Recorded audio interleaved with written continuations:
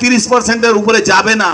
আর তারপরে election commission একটা লাঠি নিয়ে বেরিয়েছে, আগে ডান্ডা বলতাম আমরা, এখন লাঠি নিয়ে বেরিয়েছে। যান বিহারে ভোট করাচ্ছে, বিহারে মিউনিসিপ্যাল ইলেকশনে ভোট হচ্ছে।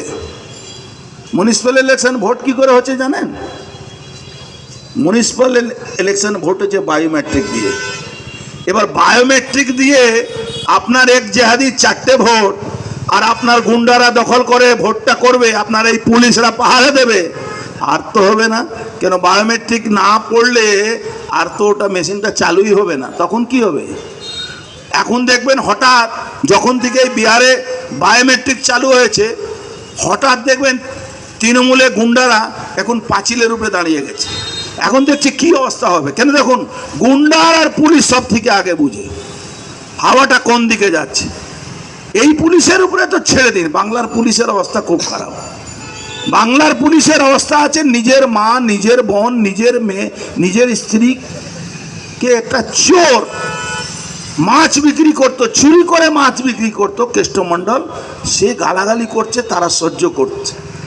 আমি বলছি ভারতবর্ষে সব থেকে কোনো খারাপ স্টেটের নাম আপনারা বলুন, ওখানে কোনো পুলিশ একটা সামান্য কনস্টেবলকে কোনো নেতা, আমি সরকারি নেতা বললাম, কোনো পার্টির কোনো সরকারের নেতা একটু গালাগালি করে দেখিয়ে দিন তো। যা হবে পরে হবে, আগে লাঠি দিয়ে পেটাতে পেটাতে থানা লকআপে ঢুকিয়ে দেবে। এইটা হলো অন্য রাজ্যের পুলিশ, একে বলা যায় পুলিশিং। আর তোমাদের পুলিশিং কি আছে ভাই? গলা অবধি বিক্রি করে বসে আছো। কিসের জন্য বিক্রি করেছো? টাকাই সব কিছু হয় নাকি? যদি টাকাই সব কিছু হতো তাহলে কি করতে তুমি? তাহলে কি তোমার মান সম্মান বিক্রি করে দেবে? কেষ্টমণ্ডলের টাকা নিয়ে তোমার মা বোনের ইজ্জত তোমরা দিয়ে দেবে? তোমাদের লজ্জা হয় না? এরপরেও তোমরা সুকান্ত মজুমদারকে তোমরা 12 ঘন্টা আরেস্ট করে তোমরা লকআপে রাখবে? লজ্জা হয় না? ভদ্রলোক ছিলেন, 12 ঘন্টা গ্রেফতারি দিয়েছে। ভারতীয় জনতা পার্টি কর্মীরা তৈরি হচ্ছে। ভারতীয় জনতা পার্টি কর্মী কোনোদিন এই আন্দোলন থেকে পিছবে না। তুমি ভাবছো তোমার জেহাদি আর তোমার পুলিশ তোমাকে আর বাঁচিয়ে নেবে? পশ্চিমবাংলা সব কিছু সত্যি হতে পারে।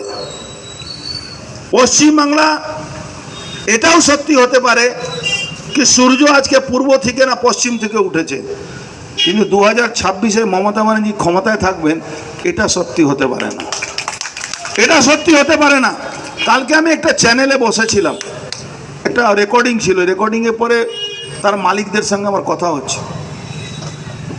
বললো আপনারা কিছু করুন না, আপনারা ভোটটা করিয়ে দিন। বাংলায় আপনাদের কিচ্ছু করতে হবে না, মানুষ ভোট দিয়ে এদেরকে কোন জায়গা গঙ্গায় ফেলবে এরা নিজেও বুঝতে পারছে না। তৃণমূলের অবস্থা একমাত্র, আমি তো অবাক হয়ে যাই জেহাদিদেরকে দিয়ে। এই পাশেই জেহাদিদের একটা আখড়া, পুরো বাংলাদেশের রোহিঙ্গারা ভরে গেছে আমাদের শিউলি পঞ্চায়েতে, যান ভরে গেছে 2-3 ওয়ার্ডে। ওখানকার যারা জেহাদিরা আছে, ওই যারা রোহিঙ্গারা আছে, তোমাদেরও চিন্তা করার ব্যাপার নেই, সব ইনকোয়ারি হচ্ছে। পুশব্যাক হতেই হবে, যেতেই হবে। তোমার কোনো তৃণমূলে বাবা তোমাদের বাঁচাতে পারবে না। এই 18 নম্বর ওয়ার্ডে ওই পাকিস্তানি ভর্তি হয়ে গেছে, যারা ব্যারাকপুরটাকে যেভাবে ব্যারাকপুরটাকে গ্রাস করছে। ব্যারাকপুর শহরে আগামী দিন কার সম্মান বাঁচবে, কার সম্মান বাঁচবে না, এটা নিয়ে অনেক বড় প্রশ্ন হয়ে যাবে। ওই জিহাদিরা কি বলে, আমরা তো 18 নম্বরে আর 16 নম্বরে 5000 ভোট লিড করে দেব। আর ঘাবড়াবেন না কেন, ব্যারাকপুরে মানুষের জন্য একটা কথা বলে যাই, আপনারা যদি সচেতন না হন